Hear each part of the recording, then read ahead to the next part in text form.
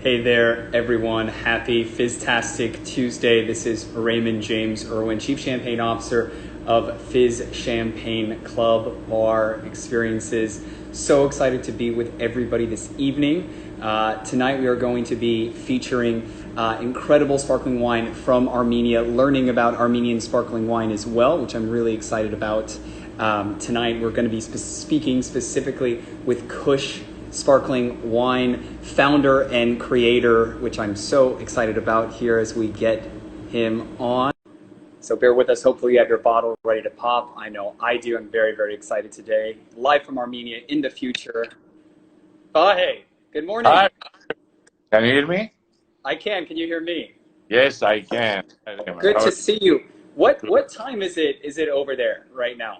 It's 5 a.m. actually. Oh, God bless you. Thank you. I thought it was at least 8. So thank you for being so kind to everybody today and to myself, and really help taking our club members and other people who follow us into the world of Armenian sparkling wine, because I think it's something that is so incredible, and I think your product is just so wonderful, and more people need to understand it. They need to know about it and what we are doing. So very good. Well, again, everybody who's just tuning in, today we are talking with Keush founder Vahe Keushguerian about his origins. We have the bottle right there. And just a quick backdrop on Vahe.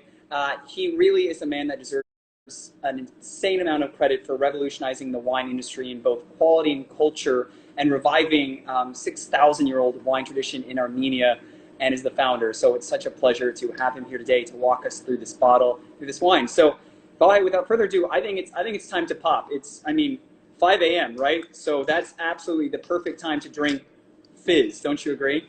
Yes, it's the I do a live this early in the morning. Is the only time I'm allowed to drink. Oh, so, good. So you're going with it. I will. Yeah. It's not too bad. Well, Vahe, talk to us as we're opening this about origins. What is this wine to you? What is it about? Why is it called Origins? Well, let's see. It's a reference to Armenia and its culture or the tradition of winemaking, because Armenia has the oldest winery in the world. It's in a cave in Armenia, in the wine growing region. So it's a kind of a tribute to saying that this is the alpha, this is where it started, and this is the origins of viticulture and winemaking here in Armenia. So, and in some ways, it's good because I've had a wine career that took me from California to Tuscany, to Puglia, and then to Armenia, and it's kind of coming back to where it all started. I was knowing at the time when I went to the wine business, I had no idea Armenia even made wine, or this is where it all started. The viticulture. So it's kind of an interesting story that at some point I came back and. I ended up in Armenia making wine. So I came here around. Well, I've been here around 20. I came 20-some years ago, 25 years ago, but I established here around 11 years ago. I started living here, and with 11 years, I kind of saw the whole industry change, rebirth, and a renaissance. And actually, making sparkling wine. I've made still wines in Tuscany, in Puglia, in Armenia, but making sparkling and a méthode traditionnel is like a crowning thing for every dreamer winemaker that wants to do. Making your own bubbles is it's the ultimate, as they say, the holy grail. It's the Rolls Royce, right? It's definitely. It is, and for a diehard romantic like me, it's the ultimate, So I'm gonna pour two. I'm using. I usually use a wide flute to see the perlage, but here I'm using R&E performance glass from Riedel, which salts the aromas, I think, a little bit more. What we lose in visual, we get in the aromas. Right. Well, cheers, first of all, sir. Cheers. Something. How do we say in Armenian? What would cheers be? Oh, genats. That's an easy one. Genats means life. It's not unlike the Hebrew or Jewish one, which means Yes. L'chaim is to life, and Right. actually a reference to what we always miss a bit when you say when you say cheers and stuff. It's because that's what you wish for most people, and because of our history, life is very precious to us. So we wish Yes. other life. So it's genats, genats, Genats. genats. Cheers. Thank you. Thank you so much. Mm. So let's dive into this. I mean, it's just the palette is so lovely, right? You get gorgeous, I think, stone fruit, some white flower. Um, I'm getting some peach. Very, very bright, very, very clean, very crisp. Definitely coming from the unique soil that you have in the valley there. The Bayit's door, correct, or Jor? Tell me how to pronounce that. Bayot Zor. Bayit's door. Bayot-Zor. It means valley of, kind of a reference to valley of sorrows. So that's what it means, because it's vai. It means basically when you're sad and whatnot. Is Bayot-Zor. That's what it means. I don't know why, but it's a stunning place. It's very continental looking, not unlike Colorado in some ways. Right. High mountain peaks. It's like mountainous area. Yeah. I mean, And you're surrounded by mountains. I mean, yes, all around, correct? it's a plateau. It's a highland. It's called Yes. highland. And one of the characteristics of Armenian winemaking is that our vineyards start from around 1,000 meters, which is around 3,000 feet, and then goes up to almost double that. Yeah, So almost 6,000 feet.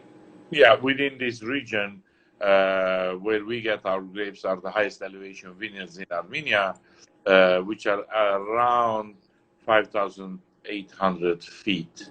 And it's a very unique viticulture where at those elevations you grow grapes. Everything is slows down. You harvest very late because, the hang time, you have to wait until it ripens. And at those elevations, it never ripens. I mean, it ripens, doesn't add sugar. So it's ideal to make sparkling wine. Right. So when is harvest generally for the grapes that we are seeing in this one? This one we harvest first week in October, which would be very late.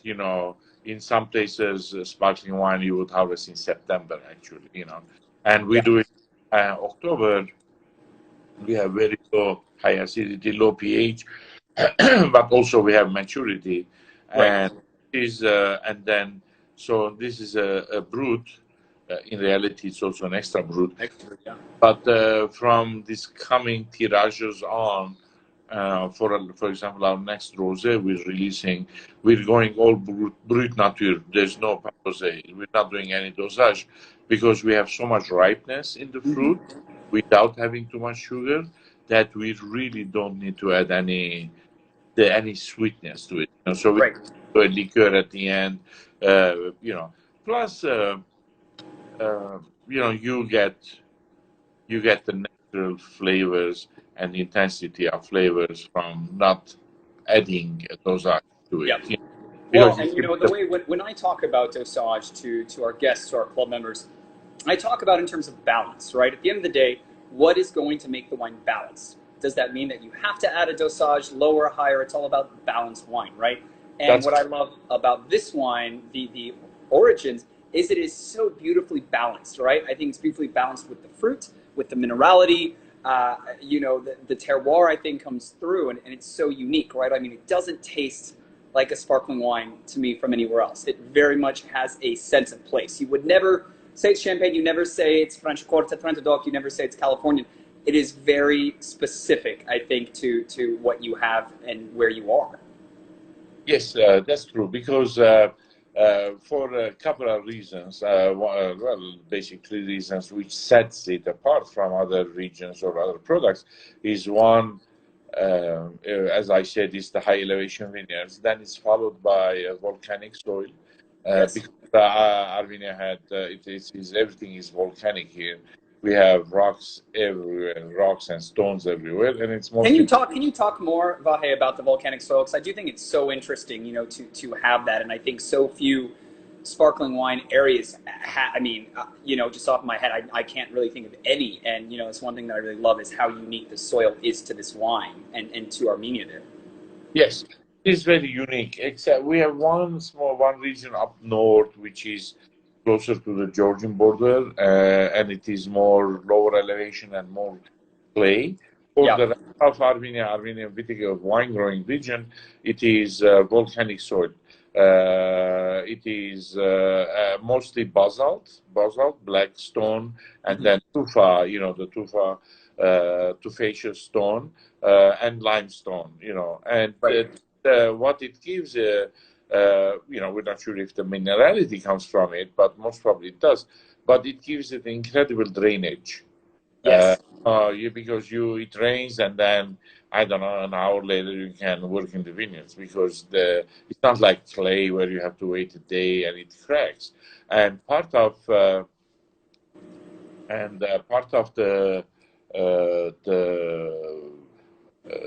concept that it is so well drained has also helped that phylloxera has not spread in Armenia. Yes.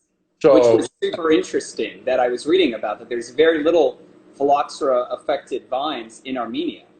yes, two regions that are affected are both clay soil. It is because phylloxera needs clay soil so that it propagates. Right. Through the cracks in the soil, when the clay dries, it cracks up. So the insect through the root system can travel and then infest a whole vineyard very fast. But when you have well-drained soils, either or sandy soils, there's no cracks after it rains and the rain drops, the dries. So the insect cannot travel well. It can water, maybe this, that, the other. But in general, slows down the whole process. And with that, what do we get is we get unrooted vineyards, which are very rare in the world. There's a Right. few in the world that are left that the phylloxera hasn't gotten there. Armenia is one of them. So with that, we get vineyards that are 100, 120, 150-year old. These are become like trunks, trees. Even if you cut them. How big are the plants? Are the vines? I mean, when you say like a tree. If they're old vines, they're like imagine a big thick snake, going around on the soil, because it takes all these turns and twists and turns, so it becomes this goblet, and they're all bush vine. Actually, they're all bush vine, and it makes it really interesting. Of course, there are quite a few, not too many. Total, if you add them up, maybe probably around 100 hectares. That's around 250 acres of ancient, like really 120, 130, 150-year-old vines. But for the most part, they're still unrooted. So any new vineyards we plant, it's unrooted. So we propagate without having to put rootstock. We don't graft it on a resistant rootstock. When we do it straight, we take the cutting and we make a plant out of it. So the advantage is that it's the plant that has adapted over time to the soil itself. So and it doesn't do well. So for example, if you take that variety and you plant it elsewhere, it doesn't give the same amount of fruit or the same quality of fruit, because with a rootstock, classic rootstock that we use in Europe and the US and everywhere else around the world, there's a uniformity, because the rootstock decide your vigorousness of the plant, productivity of the plant, and so on and so forth. So with this one, it is a little bit, we have to be more careful for it has to be the right variety for that soil. So in that way, it's an advantage, I think. So you've said a lot that I want to recap, because I think it's all very, very important for people that are watching and listening to know. So we have very unique volcanic soil in this very unique old valley with grapes of vines that are 60 to 100 years. I mean, they're at least 60, right? Vahe, isn't pretty much everything minimum 60? Yes, much because a lot of it is Soviet era. Right. Because there has not been many new plantings. There have been some in the last 10, 12 years. But what we inherited goes back to the Soviet period. And imagine the Soviet period, the collapse was late 80s. So it's around 35 years, at least 30, but nobody planted during those last years. So it's around 40 to 60-year-old vines. And those are considered the new ones because Right. everything is relative. Right. So then, I mean, on average, though, I mean, we have vines. I mean, grapes that are in this are up to 100 years old. Correct. That's correct. That's just incredible. I mean, that is absolutely incredible. I mean, that you're able to do that. And again, for us at Fizz, finding really unique bottles that show something unique and provide something unique is so important. So, talk to me about doing the traditional method in Armenia and with the grapes. I know we have, it's 60-40, right? We have a white and a red varietal. Voshka is the white, correct? No, they're both white. They're both white. Yes, and in the newer cuvées, we're doing also red, RNA. We're using RNA. Actually, we will be releasing a Blanc de Noir within a month or so from the 17 vintage. And that's all RNA, pure RNA from 1,750 meters. That's the highest elevation. Actually, it's probably one of the highest elevation method traditional in the world at those elevations. Wow. You know, there are a few in the southern hemisphere that are Charmat method, but for the most part, it is one of the highest elevation. So we do blend Voskehat, Khatuni, and RNA, which is a red grape, which it is our principal grape.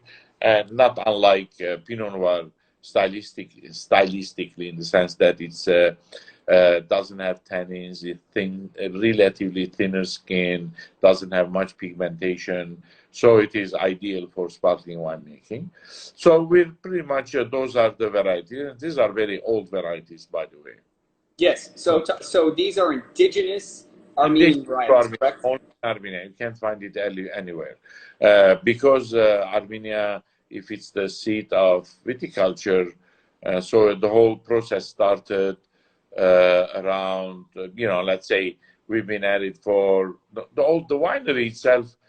It's a cave where there was systematic winemaking with different sized amphora and 6,100 years old. So 6,000 years ago, we were making systematic wine. Add to it another 2,000, at least 2,000 years to even get there.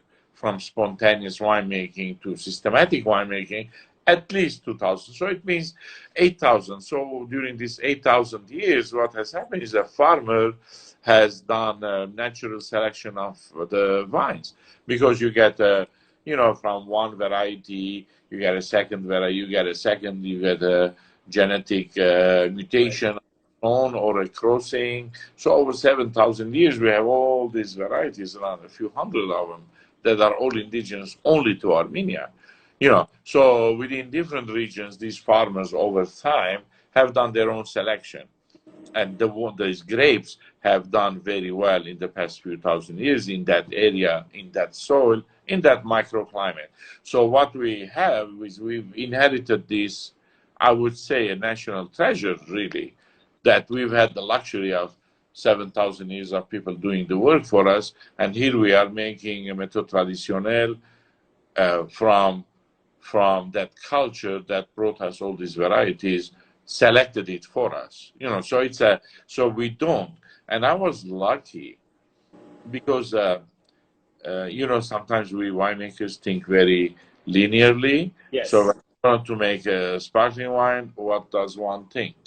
We try to make a copy of Champagne. That's right. The instinct. Franciacorta is the same. Many other regions are the same. You go, you plant Chardonnay, if you really want to go all the way. So all of a sudden, you have a bad copy. I have to say this. You have a bad copy of a great product. Champagne is the greatest product. Also because it took thousands, a lot of years, at least thousands, that they've been making growing grapes there, and then they figured out how to make sparkling wine. So basically, you're trying to do a copy of it. The best copy comes afterwards because you realize that the best you can do is make a bad copy. Right. Sorry, to Franciacorta makers, but you can tell immediately it's not champagne because champagne has its own soil, chalky. Well, and that's the thing, right, Vahe?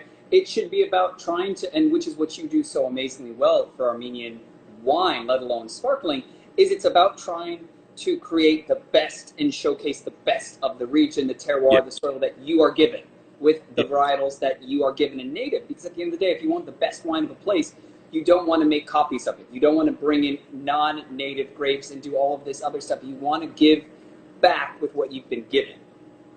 Yeah, but we don't think that way. And luckily, because I was going to start that way, planned Pinot Noir and Chardonnay and whatnot, and I had in the meantime found a winemaker from Epernay, from Champagne, very nice guy, Jérôme Barré, and Jérôme said, "Why you're making a mistake?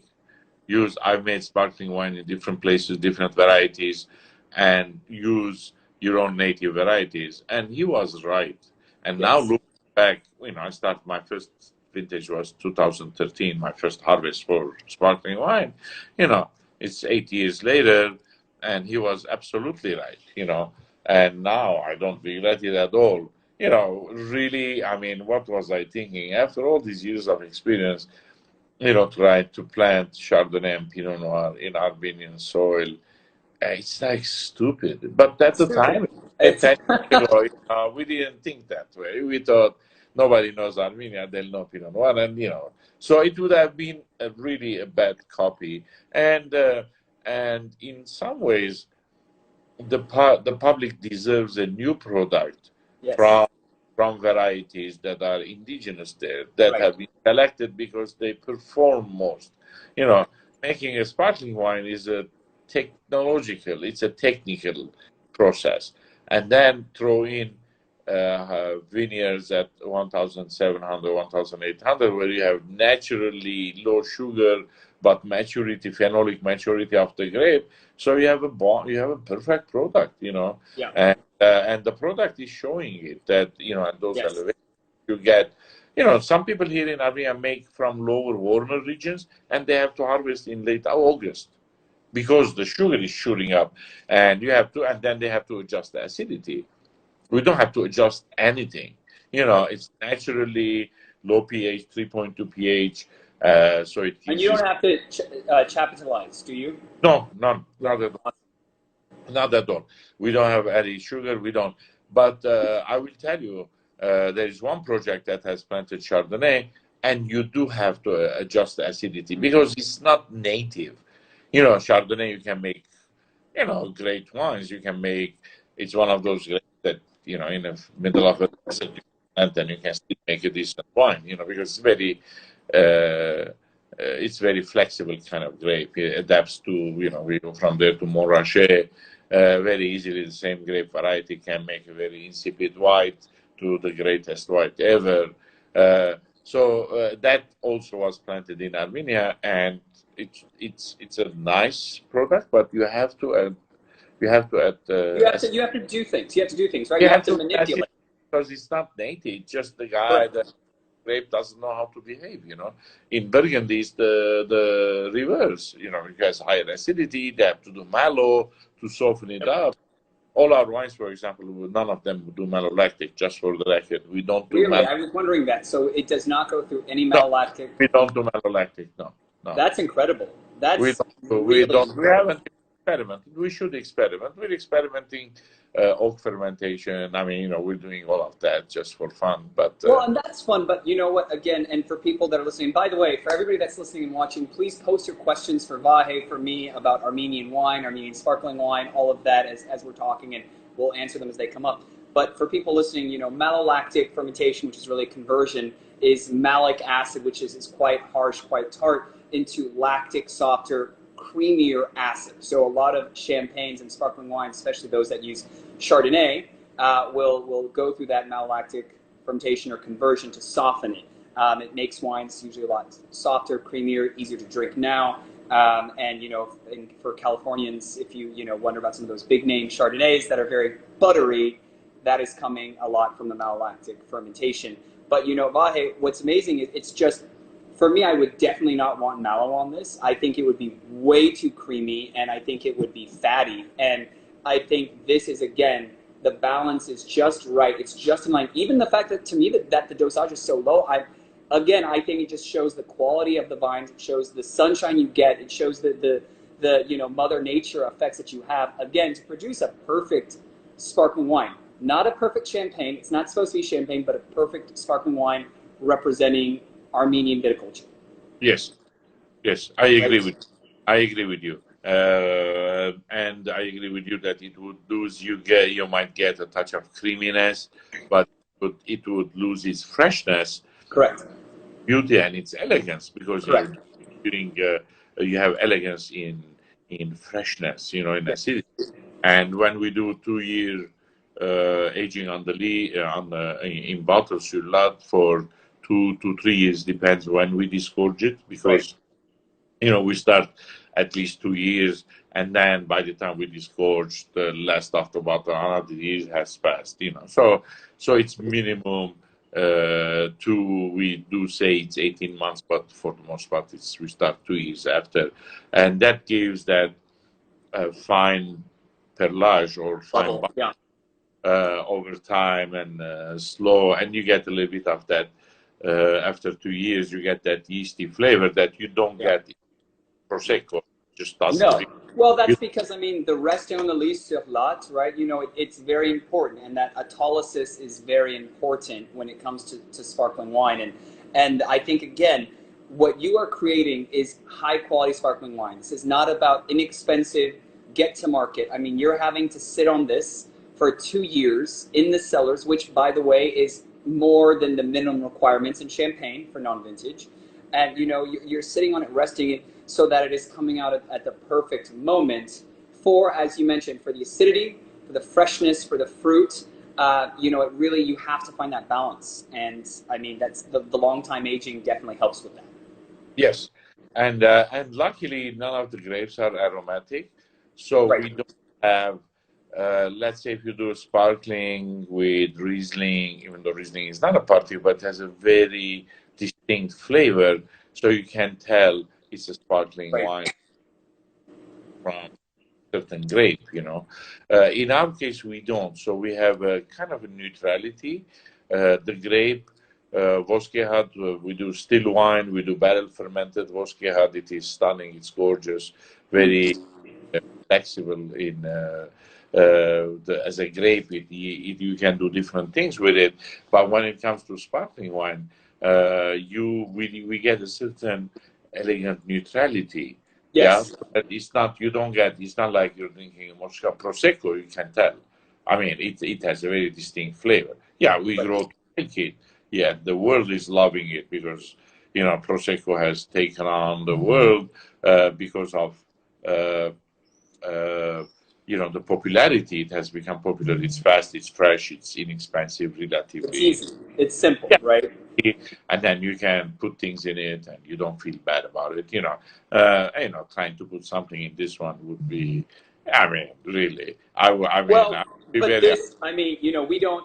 I am not. If people enjoy mimosas, that's wonderful. I don't put anything. I don't sell any fizz that needs anything in it besides your fizz. Exactly. And I think, again, this is a beautiful, and I do think that's interesting because we have, and it is 60-40 of those two, or is Irani is the third varietal in here as well? Is it 2 varietals or 3 varietals in this? This one is 2 varietals. That's what I thought. From the next one on, we will have the third varietal, or we will have a pure red varietal. Got it. Armenia Blanc de Noir, which will be. Yeah. Is there a reason we don't put Blanc de Blanc on the bottle since they're both white? No, yes and no. I will tell you, because we do have another product which is the black label, and it does say Blanc de Blanc, and it's the vintage. The vintage one we have is we have 2013 and 2014, and those are, we did Blanc de Blanc. So yes, technically this would be a Blanc de Blanc, but to separate it from the other product that we have, we did Blanc de Blanc. But now, though, it would make more sense because it would be we would also have red in it, so we'd have a Blanc Armenia and 2 whites. So we would be 2 varieties from the next tirage on. So you said, that these varietals, it's not going to scream at you what they are. So what does Voskehat and Katuni give to the wine? What are each giving here? Voskehat gives it the acidity, the elegance, the edge, and Khatuni will give a little bit of more body and texture. They're 2 different grapes, Yes. They are both called Kharji, they're not related, but they grow in the same region. So you have the same, let's say, Pinot Noir, Pinot Meunier kind of thing. They're planted in the same area. They do, but Voskehat is harder to grow because it's a very compact grape. So it's not a loose grape. So you have to be really careful that beautiful aeration in the vineyards, your leaves are thin. Otherwise, mold can get mold because you don't have ventilation within the grape structure. It's a really rock-like thing. And it ripens while it's green also. Voskehat, and if it matures, you get more tropical. In warmer regions, it gives it more tropical aromas, and at higher elevation, you get these nervy, steely, beautiful, elegant wines. So that's one gives a little bit of body for Khatuni, and Voskehat gives it nice acidity and texture. So what I like to say to compare it to people that are thinking of other varietals or in the terms of champagne, I would say then the Voskehat is more like the Chardonnay, and then the Katuni is more like the Pinot Noir, right? More or less, yes. Yes. And it behaves like a Chardonnay. When we make still wine, when we make barrel fermented, it does really well in barrel fermentation. So we have 2, 3 examples. We have a couple of projects that we do. We barrel ferment it, and it is really gorgeous. Not every grape does well in barrel, barrel fermentation, but most we have. Yeah. So we do have. We will release in the future. We have the barrel fermented version. We did maybe a couple of thousand bottles. We just, even in Champagne, there aren't many producers that do either 100% all barrel. They all do maybe some of the vintage bottlings. They go through barrel. Boulanger has Krug. Giro is Amphora, I think. There are a few producers that do oak. And it's a different style of wine. It's a totally different style.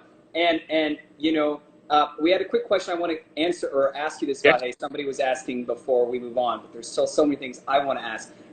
So Samatlier, I think it's one of our club members, Matt, he asked, will Keush remain a rarity, or are more Armenian winemakers looking to expand Armenian wine's reach, both still and sparkling? There are, let's see, now, okay, let's go back. It's been 11 years since the renaissance of the Armenian winemaking. So within the bigger scheme of things, you have scale of 7,000 years. Then we have a little bit of Soviet era communist period, like hiatus, nothing happening, and then 10 years of renaissance, let's say. So we're just starting. So the answer is yes, you will see more for a few reasons. Because also new people are planting new vineyards, people who have wealth, who have done well in elsewhere, Armenian or otherwise. For the most part now, they're Armenians that are coming and taking land and planting. These are wealthier Armenians, let's say. In the meantime, the markets are growing. So more and more writers, sommeliers, masters of wine are discovering Armenia as its own cultural country, its own terroir, its own uniqueness, and they're writing about it, So as they write about it, there's going to be more following and whatnot. My eye is always on the U.S. One is because it's dear to me. I started the career in California, in Bay Area, selling imported Italian wines and such. But more than that, because U.S. is a trendsetter, Sure. and then everyone follows. You know, Malbec was discovered by the U.S. market. You know, Austrian wines and whatnot, except for South Africa. For the rest, always U.S. was it leads the pack. Also, as writers between Spectator, Advocate, and whatnot, it was always the kind of the U.S. discovers things. So as the U.S., if you will, starts discovering Armenia, writing about it, the rest of the now we're seeing more action in Europe.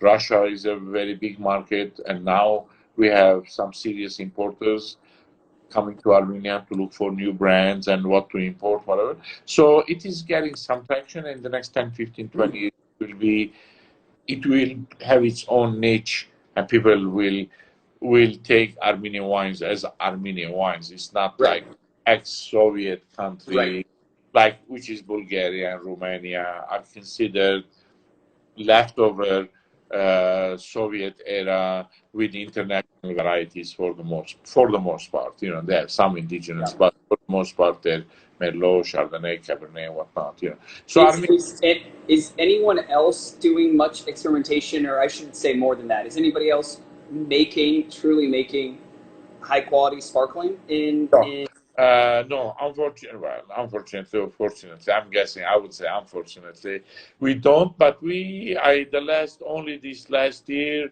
let's see, there's one producer who is doing a pet nat.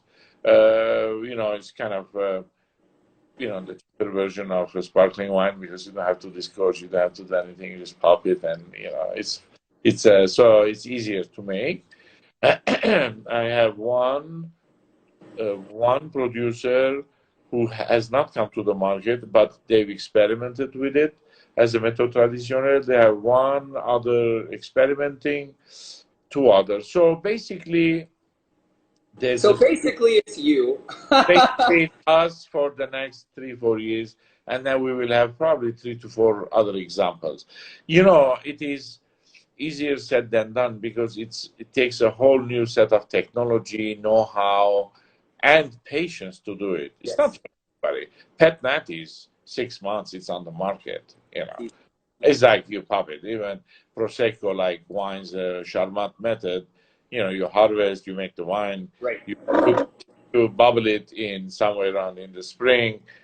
By mid-year, it's on the market, you know. So more people are interested in doing that, and because in a non-sophisticated market, most people consider bubbles are bubbles, you know. What champagne, you know. And that's the thing, right? So one thing that I love, you very clearly on the bottle, right? You see method traditionnelle. Yes. And everybody watching, I know most of our club members will know this, but whenever you see method traditionnelle or method champenoise or whatnot, or, you know, in some language, tradizionale in Italian, right? That it's going to be made where all of the secondary fermentation, where the bubbles come, the aging, all of that is in the bottle from which we pour, from which we pop, from which we open. Everything happens there. Very labor intensive, a lot more expensive, a lot more time. And again, that's what it's about. That's why if you do see a sparkling from Armenia and you don't have the pleasure to be drinking keush like we are today, make sure that it would say traditional method, or in general, you know, and that's why to be able even to have it at the price that we gave it our club members was so amazing for 100-year-old vine, sparkling wine, made traditional method, aged for 2 years, no malolactic fermentation, volcanic soil, you know, ungrafted vines, by the way, too. I just think that's so cool. I mean, Vahe, it leaves me speechless. It really is just absolutely incredible what you're doing. And, you know, I think I was reading somewhere, someone was telling me, but I didn't quite understand it. You're the president of Armenian wine. Can you talk to me about what that means? Title that was given to me because because I started I started really 30 years ago, went to Tuscany, Puglia. So I got a lot of experience before I came here. So it was kind of a natural progression. So pretty much everyone in the country, don't know how to say it. No, I mean, if it's wine, Vahe is Vahe wine, they go together kind of thing. Everyone knows me. I know every winemaker. I started a few projects, including Yerevan Wine Academy. I'm the co-founder. We have a magazine that's coming out. My daughter runs that, Origins magazine. It's going to be an online magazine. So there's a lot of projects that I've done, but I don't have a title in that sense, but one Russian magazine baptized me as the president of Armenian wine or something, or king. Well, it sounds like it's it's basically yes. Most people know me through wine. They know that I've been instrumental in the wine changing. I have 2 nurseries. It's I am very vertically integrated because we needed variety. No one was doing it, so I started a nursery. I wanted to do because no one was doing it, so I make bubbles. So we make wine. I have a cooperative winery, by the way. I make wine for other projects. I have 14 different projects that I do, of which I also have worked with some big guys. Paul Hobbs makes a project in Armenia, and I work with him. I worked with Michel Roland on another project that I started. Michel Roland joined later. So we have some big hitting. There's Alberto Antonini has another project here. So 3 world-class winemakers making wine in Armenia raises eyebrows like, what are we missing? What the hell is going on? Where's Armenia? What is it? How do you spell it?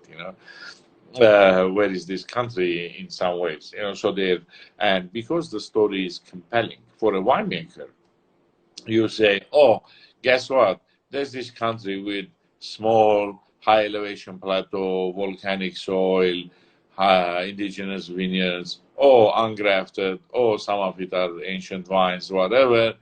Like, do you want to make wine? I have to see a winemaker who doesn't get tempted. It's harder on U.S. winemakers. We even have those that come and visit. But it is, and then you throw in an operation like mine where we make custom crush for different winemakers and we speak their language.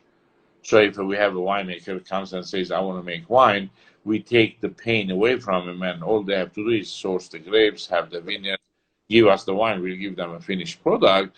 It makes it very compelling to start a project in Armenia, as opposed to going somewhere, not speaking the language, and trying to buy land and plant vineyards. After 2 years of it, you give up.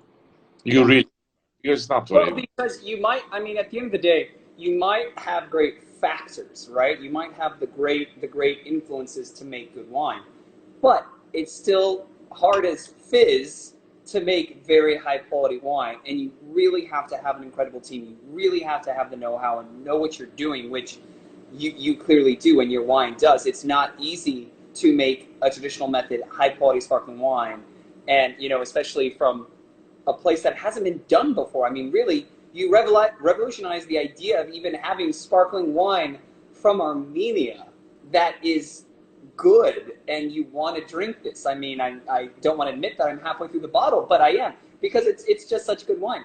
And I think that's really important for people to understand. Yes, I agree with you. It's easier. A few people make Charmat method, cheap wine. That you have to have it at weddings. It's $3 a bottle. It's sweet, like marmalade in.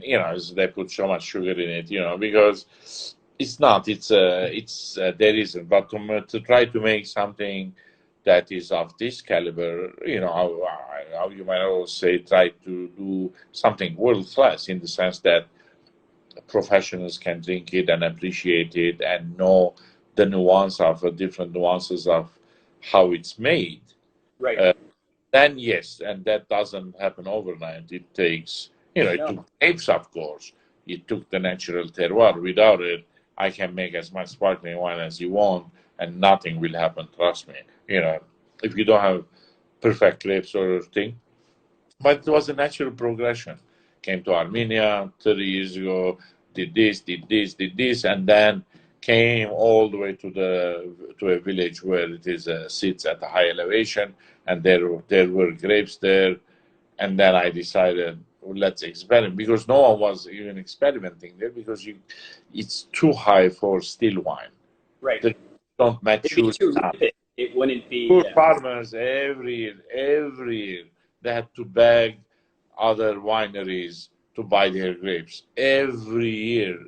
And in the Soviet times, they were forced to buy it because, they had a big factory, and it goes in a huge mass, a big volume wine. So you throw in unripe grapes, nobody's gonna, lose sleep over it. But when it's a capitalist economy, the winery that's buying grapes is going to get 24, 25 bricks grapes. It's not going to go to 18, 19. 18, 19, you can't do anything. But guess what? It's spectacular for bubbles. And Yeah. that's what we do. And did we stumble? Yes, but also it takes a little bit of chutzpah, if you will, like going there. You have to be a dreamer, honestly. Yeah. And you have to have that thing. It's like, oh, I want to make bubbles. I don't care. That you have Yeah.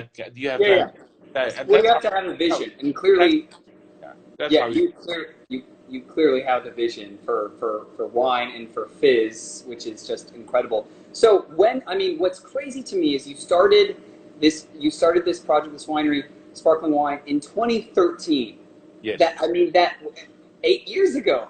That is really incredible. Again, to have something so high quality in such a short time, again, speaks to what you're doing there. When was the first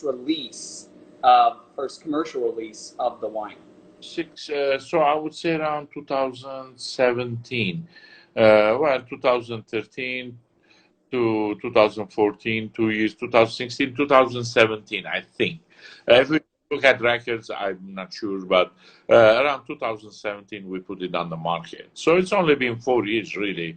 That's amazing. And It feels, 2018, feels like a lifetime, but it's only been 4 years. Yeah. 2018 was the first time that I had this wine, Or and just today. absolutely, I really did. Just immediately from when I tasted it, I absolutely loved it, and it was one that I wanted.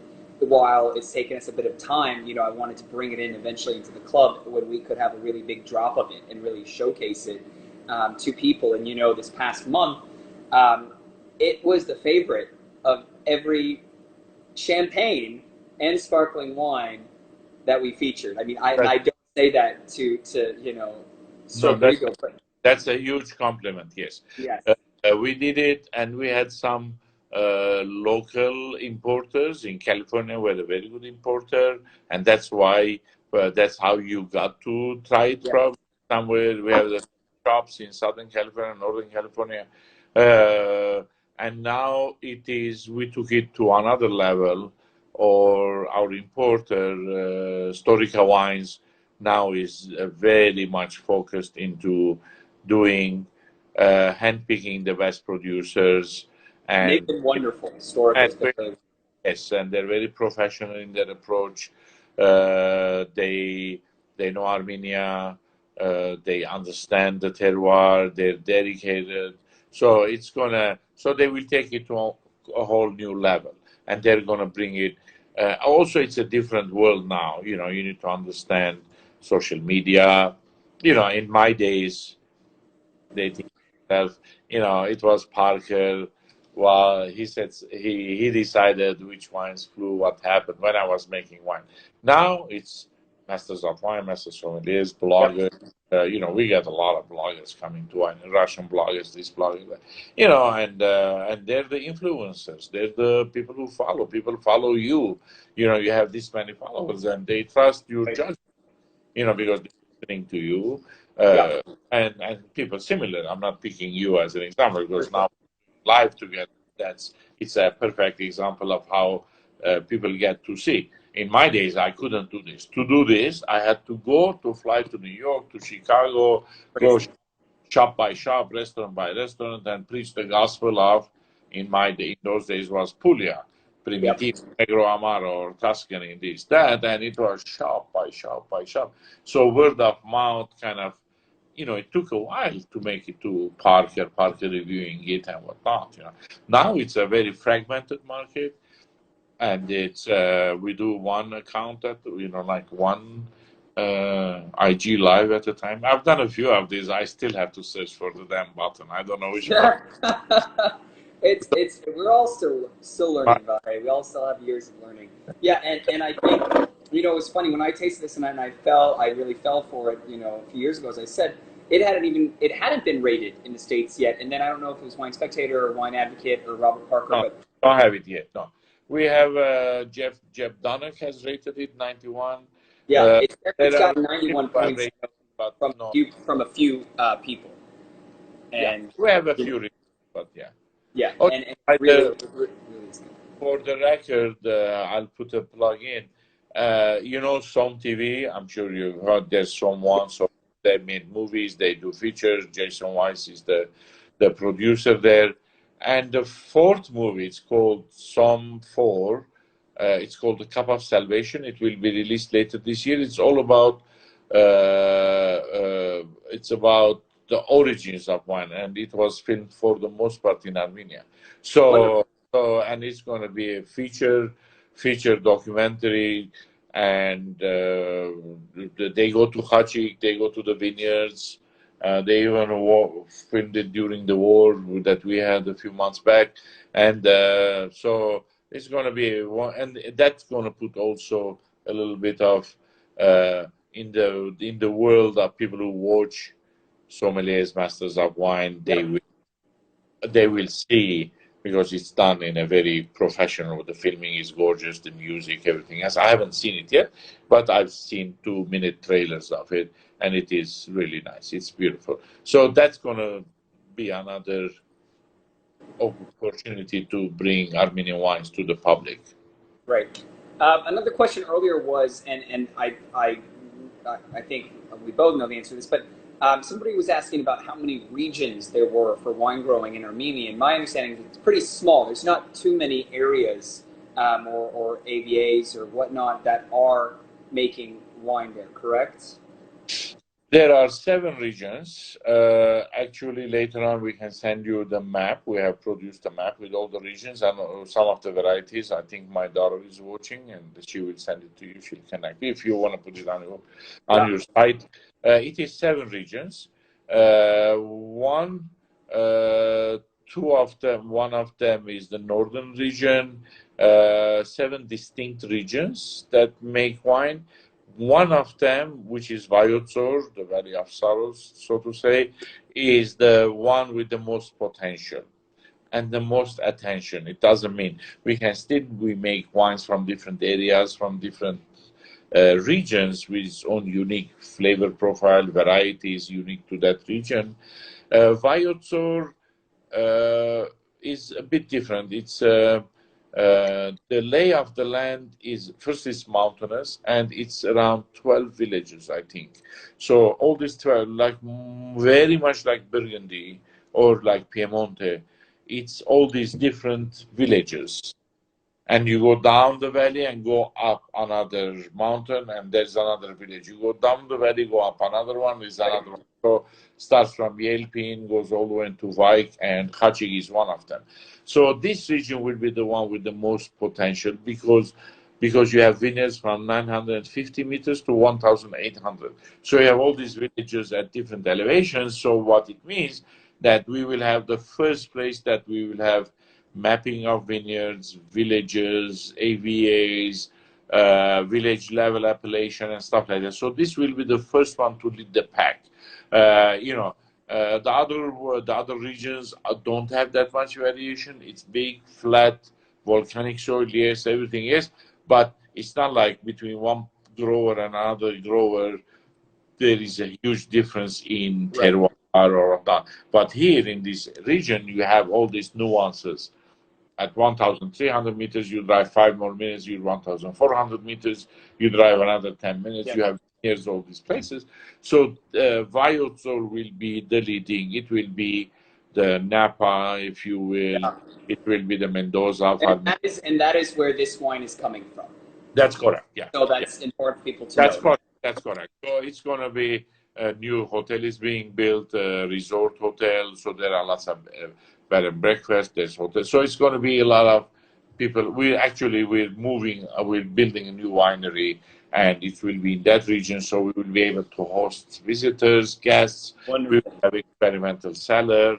where we do similar wines in clay, in wood, in amphora, that kind of thing, to experiment and to showcase, because we, different things, and we also experiment in different varieties. By the way, we make wine, so we will be based there, like most other. Yeah. But 7 regions is the quick answer to Got it. your. Yeah, which is and the size. If we think of square, well, probably you'll have to tell me meters, and then I can try to convert to square feet. But what is the size of Armenia? It's like I think it's like same size as Maryland. Okay, So yeah, it's that's relatively helpful. small, and it has around. It used to have 40,000 hectares. Now we have around 17. So 70,000 hectares planted to around vines. 35, 1735, a little bit more than that's 40,000 acres. So in the bigger scheme of things, it's not that big. No. So it's always going to be a niche player of quality wines. It's not going to be, oh, let's get Armenian wines at Trader Joe's for $2.99. It's just Right. not going to. We are because we have mountains, we have snow, we have old vines. We have to bury the vines in some regions because it's too cold. So Right. we have to populate them. So imagine all those vineyards are go underground in the winter, and then spring they're opened up. Plus we have a couple of very unfriendly neighbors, so borders are closed. So we have to go to Georgia, put on a boat. So what I'm saying is, if you add all of this, we cannot do $2.99. It's not possible, and we won't be able to compete. Vahe, I don't think anybody's asking for you to sell this wine for $2.99. No, but actually, it's very good value if you consider that way. But it's okay, and we do make a living making it, just because roughly, let's say if Yeah. we buy a hectare of land in Armenia, a hectare of land for raw land for $10,000, in Champagne it's close to $1 million. $1 million, yeah, and that's for those listening. A hectare is about 2.5 acres. 2.5 So, years. Yeah. So by it's 2 orders of magnitude more expensive. So you same way you cannot have champagne that's below a certain price because it's impossible.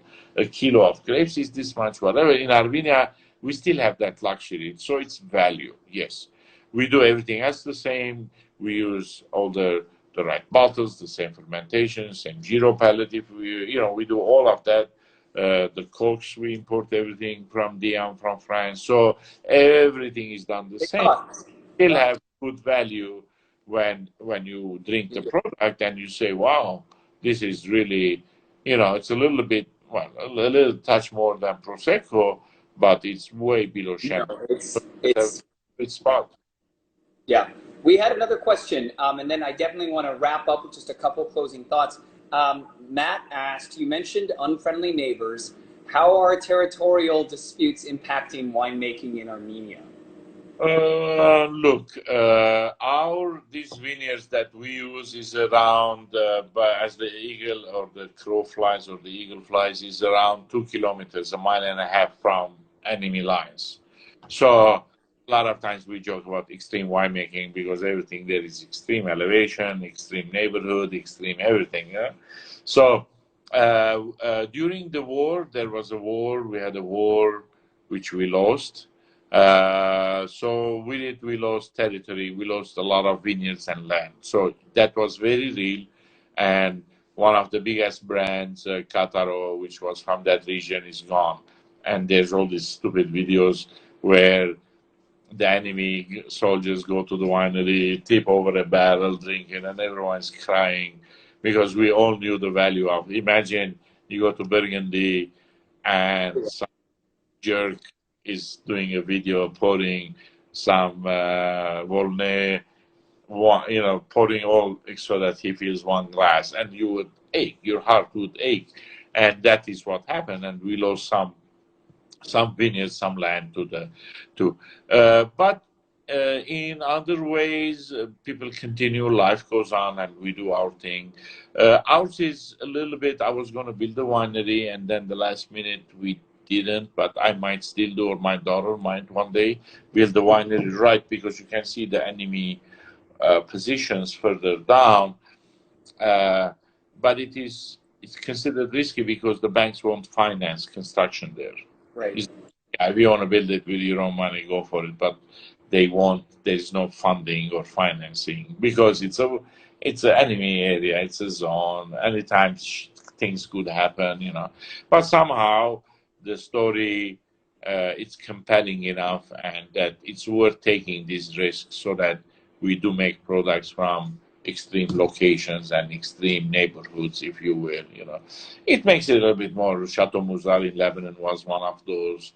You know, there's another winery in Syria, you know, where people make it because it's a labor of love in some Right. way, and you just can't stop. You know, it has to happen. If I don't do it, someone else will do it. My daughter or my son will do it. You know, it just is the way it is. You know, and viticulture is one of the few things that is generational. You know, there's no generational tomato.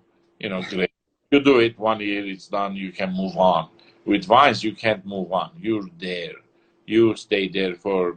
You know, you have 100-year-old vines. You think, you know, someone is going to farm those wines. Right. You do it. It's a natural. It's a product that people will always make wine. You Right. know, even more so because of what we have. So And Matt, thank you for answering that, by the way.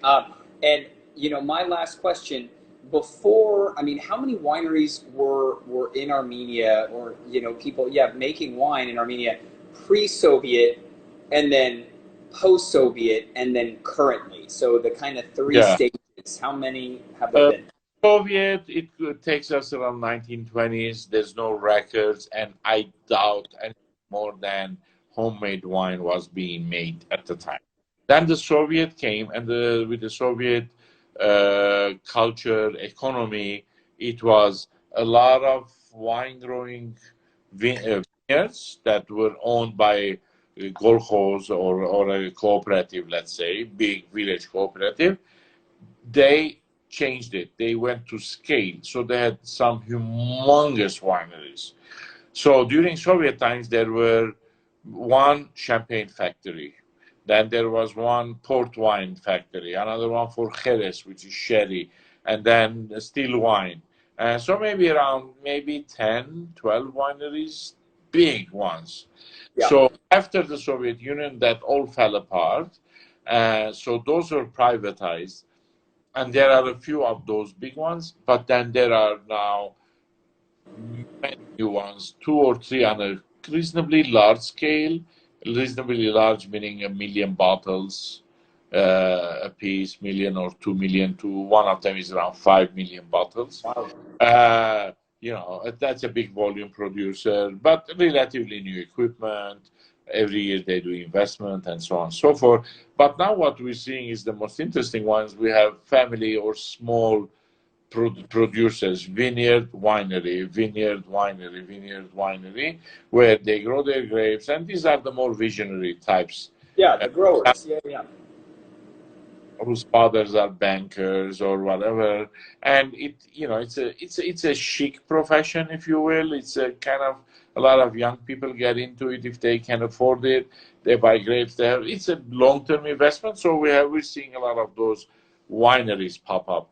How You know, many are there of those? around maybe 30 of these. You know, we have Wow. around 30, but now we're adding around 5 to 6 a year. And we're really losing track of who's making wine. There was a time I knew exactly who was making what, where. Now I'm like, okay, I can't keep track anymore. There's one guy, someone say, "Oh, you seen this new label is a wine?" I figure out who it is, and I can't figure out who it is. You know, so it means times have changed. You know, so So uh, there's no like, I mean, less than 40 producers around and 40, yeah, around 40. around 40. That's amazing. That you can throw in a few more homemade wine types, you know, lower Sure. quality perhaps.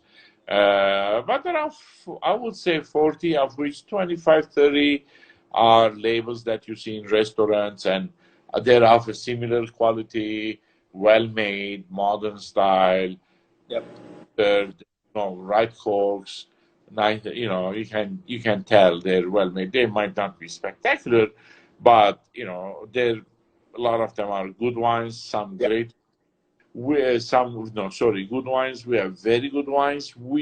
I don't think we still have great wines, but in the next decade, we will see some really niche great wines, world class, like head spinning, as we understand the grapes, as we understand the terroir, as we plant new vineyards, Yep. those will come into play slowly. And the Renaissance happened, I mean, in the past like 10 years, right? In Armenian wine. It happened from the 2010 vintage harvest. Yeah. So the first four modern wines appeared simultaneously in 2011.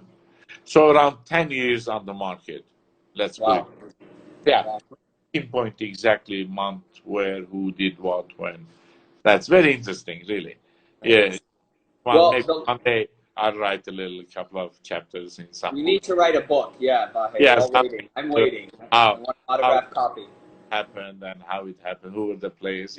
I mean, it will be for a narrow audience, but you never know. It would be interesting if the more Armenian wine becomes more well known, the Yes. more someone is going to come and say, "How did it all happen?" and try to Right. zero down to.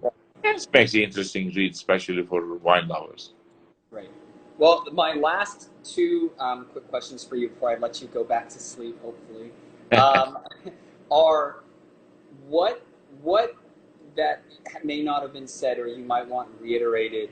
Do you want people to know about your wine, about Keush? And then lastly, what, if you can sum up in a sentence or two, what do you want people to take away knowing about Armenian wine in general?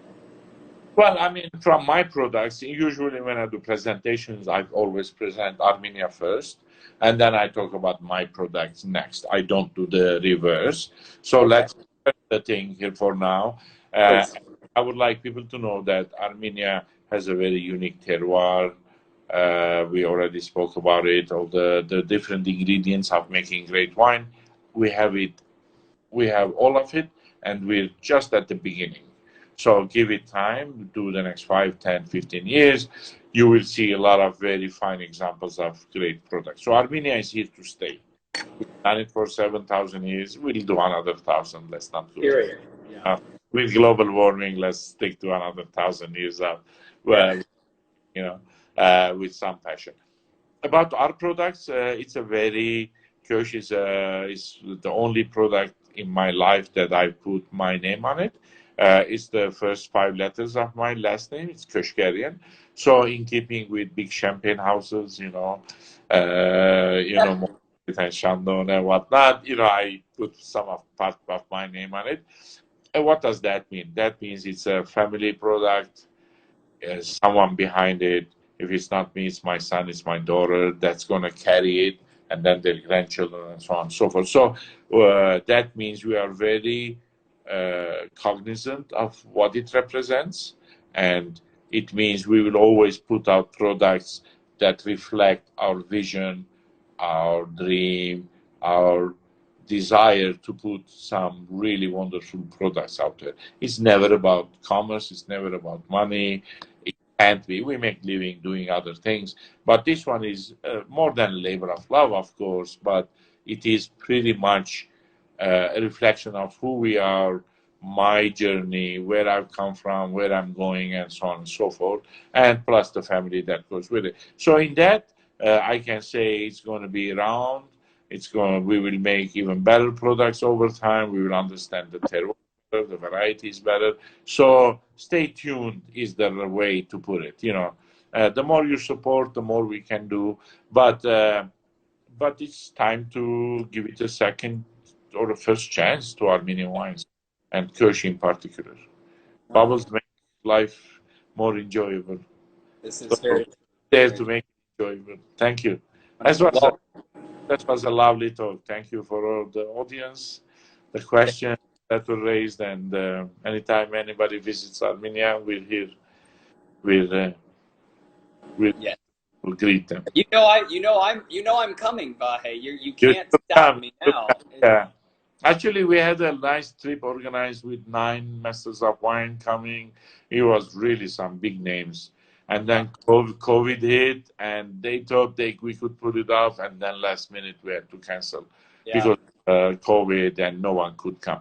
I am getting now that everyone is, have what do you call it, the shots. It will, maybe not this spring, but next year it will be.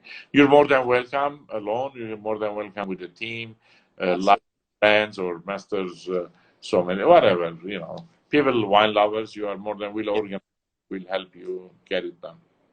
Well, Vahe, again, thank you so much for being up with us this early. Thank you so much for diving into the world of Armenian wine, into Kush. We love it here at Fizz.